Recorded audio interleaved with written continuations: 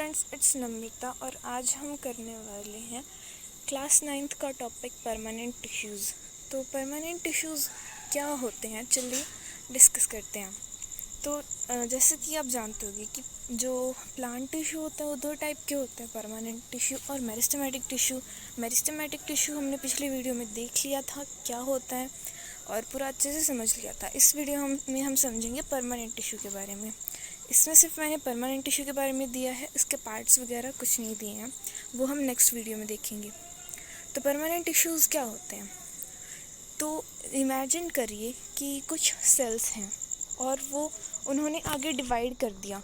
तो एक बार डिवाइड होने के बाद फिर उनकी डिवाइड होने की कैपेसिटी ख़त्म हो जाएगी।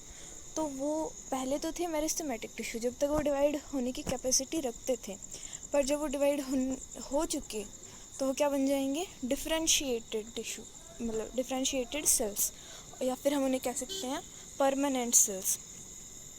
तो they are tissues formed from meristems where the cells have lost the ability to grow further and divide। ये वही है कि मतलब जब सेल्स अपनी डिवाइड होने की कैपेसिटी खो देते हैं तो वो परमानेंट टिश्यूज़ हो जाते हैं। Cells of permanent tissues have assumed a permanent shape, size and function.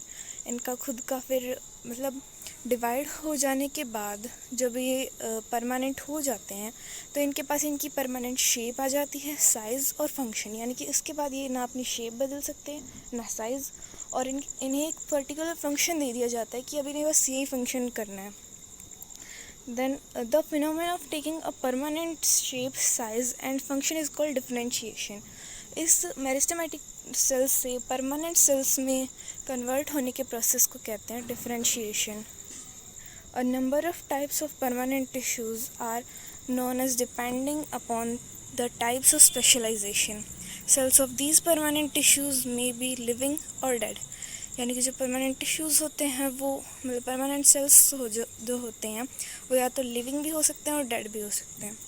Thin walled और थिक वॉल्ड, उनकी या तो थिन वॉल भी हो सकती है या फिर थिक वॉल भी हो सकती है। और different types of wall thickening, यानी कि उनकी जो सेल वॉल होती है वो मोटी भी हो सकती है, उसकी लेयर पतली भी हो सकती है।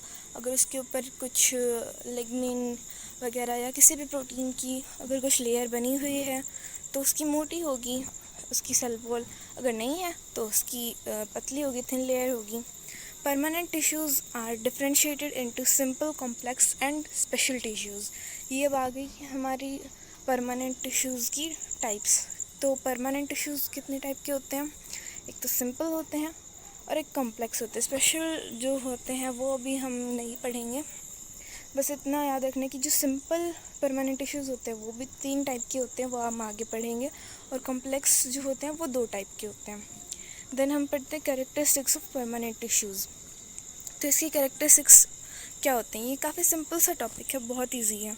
तो इसके कैरेक्टरिस्टिक्स होते हैं पर्टिकुलर शेप एंड साइज़, यानी कि इसने वो मैंने बताया था कि अभी अगर ये एक बार डिफरेंशिएटेड हो जाए सेल्स तो फिर वो ना अपनी शेप बदल सकते हैं ना अपना साइज़ बदल सकते हैं। स्पेसिफिक फंक्शन, यानी कि each type of permanent tissue has a specific function. हर परमानेंट सेल का एक उसका स्पेसिफिक फंक्शन होता है, वो अपने फंक्शंस भी चेंज नहीं कर सकते, उन्हें एक ही फंक्शन परफॉर्म करना होता है। देन थिकनिंग भी इनकी मतलब डिफ़र करती है, मतलब सबकी सेम नहीं होती सेल वॉल, किसी की मोटी होती है, किसी की पतली लेयर होती है। देन डिविजिबिलिटी, वो डिवाइड नहीं कर सकते परमानेंट जो सेल्स होते हैं, उन्होंने अपनी जो डिवाइड होने की पावर होती है वो खो चुकी होती है। देन आते हैं, हाँ, एक केस में ये डिवाइड हो सकते हैं, एक केस में ये दोबारा मतलब डिवाइड कर सकते हैं।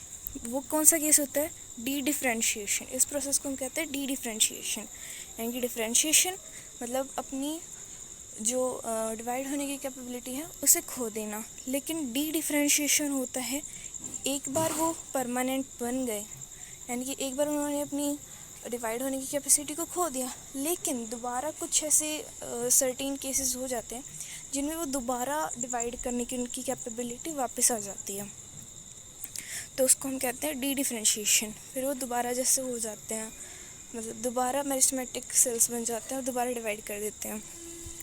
And assume the ability to divide, totipotency, ये एक बहुत ही अच्छा वर्ड है, इसे आपको ज़रूर याद करना चाहिए क्योंकि एग्ज़ाम में आ सकता है। तो जो टोटिपोटेंसी है वो क्या होता है? Ability to form whole plant of plant cells is due to it.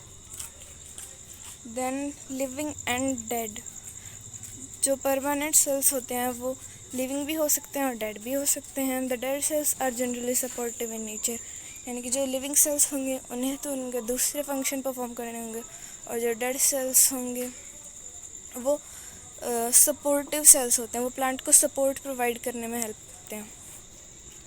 तो हमारा परमानेंट टिश्यू का टॉपिक ख़त्म हो गया। Thanks for watching.